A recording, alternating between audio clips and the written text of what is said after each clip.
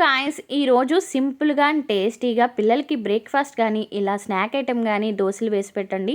చాలా ఇష్టంగా తింటారు. ఒక బౌల్లో ఒక కప్పు మఖానా, అలాగే హాఫ్ కప్పు సూజీ రవ్వ, హాఫ్ కప్పు పెరుగు వేసుకుని బాగా గ్రైండ్ చేసేయండి. మెత్తగా అయిపోవాలన్నమాట. మొత్తం గ్రైండ్ అయిపోయిన తర్వాత అందులో తగినంత ఉప్పు, అలాగే చిటికెడు వంట సోడా వేసి బాగా కలిపేసుకోవాలి. కొంచెం గట్టిగా అనిపిస్తే కనుక పిండి మనకి ఇలా మజ్జిగ వాటర్ కానీ లేకపోతే మనం నార్మల్ వాటర్ అయినా కలుపుకొని దోశ బ్యాటర్లా కలిపేసుకుని పక్కన పెట్టుకోవాలి. ఆ తర్వాత పాన్ వేడైన తర్వాత ఇలా దోశల్లా వేసేసుకోవాలన్నమాట.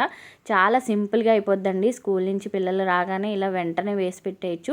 2 మినిట్స్లో అయిపోతుంది. మా వాడికి ఇలా చిన్న చిన్నగా పాన్ కేక్స్ కింద వేసాను అనమాట. మా వాడికి అయితే చాలా నచ్చాయి. సో మీకు కూడా నచ్చినట్టయితే తప్పకుండా లైక్ చేయండి అండ్ మీ పిల్లలకి ఇలా హెల్దీ ఫుడ్ పెట్టండి. Thanks for watching and follow for more videos.